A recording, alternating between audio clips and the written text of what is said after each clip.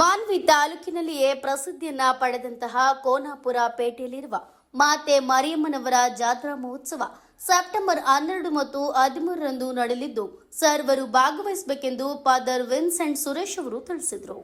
ಹೌದು, ರಾಯಚೂರು ಜಿಲ್ಲೆಯ ಮಾನ್ವಿ ಪಟ್ಟಣದಲ್ಲಿ ಮಾಧ್ಯಮದವರೊಂದಿಗೆ ಮಾತನಾಡಿ ಸೆಪ್ಟೆಂಬರ್ 9ರಿಂದ ಈಗಾಗಲೇ ಧ್ವಜಾರೋಹಣ ಸೇರಿದಂತೆ ನಾನಾ ಕಾರ್ಯಕ್ರಮಗಳು ಪ್ರಾರಂಭವಾಗಿದ್ದು ಪ್ರತಿ ವರ್ಷವೂ ಭಕ್ತರು ಆಗಮಿಸಿ ಮಾತೆ ಮರಿಯಮ್ಮನವರ ಆಶೀರ್ವಾದವನ್ನ ಪಡೆದು ಕೃಪೆಗೆ ಪಾತ್ರರಾಗ್ತಾರೆ ಅಂತ ತಿಳಿಸಿದರು.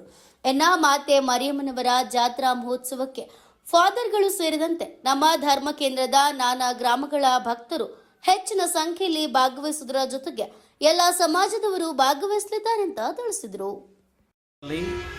ಆತ್ಮೀಯ ಬಂಧುಗಳೇ, ತಂದೆ ತಾಯಿಯರೇ ಹಾಗೂ ಪ್ರೀತಿಯ ಮಕ್ಕಳೇ, ಪ್ರತಿ ವರ್ಷದಂತೆ ಈ ವರ್ಷವೂ ಸಹ ನಾವು ನಮ್ಮ ಧರ್ಮ ಕೇಂದ್ರದ ಜಾತ್ರಾ ಮಹೋತ್ಸವವನ್ನು ಆಚರಿಸುತ್ತಾ ಇದ್ದೇವೆ. ಈ ವರ್ಷದ ಜಾತ್ರಾ ಮಹೋತ್ಸವದ ತಿರುಳು ಇದಾಗಿದೆ. ಭರವಸೆಯ ಮೇರಿ ಮಾತೆ ನಮ್ಮ ಕುಟುಂಬದ ಸೌಖ್ಯದಾತೆ ಎನ್ನುವಂತಹ ತಿರುಳನ್ನು ಇಟ್ಟುಕೊಂಡು ನಾವು ಈ ವರ್ಷದ ಜಾತ್ರಾ ಮಹೋತ್ಸವವನ್ನು ಆಚರಿಸುತ್ತಾ ಇದ್ದೇವೆ.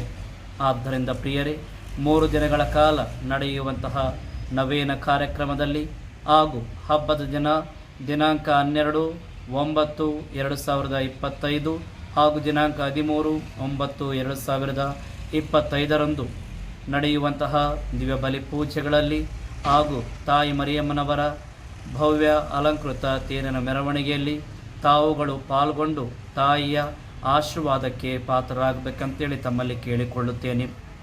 ನಮ್ಮ ತಾಯಿ ಭರವಸೆಯ ತಾಯಿ, ನಮ್ಮ ತಾಯಿ ಎಲ್ಲರನ್ನ ಅರಸುವಂತಹ ತಾಯಿ.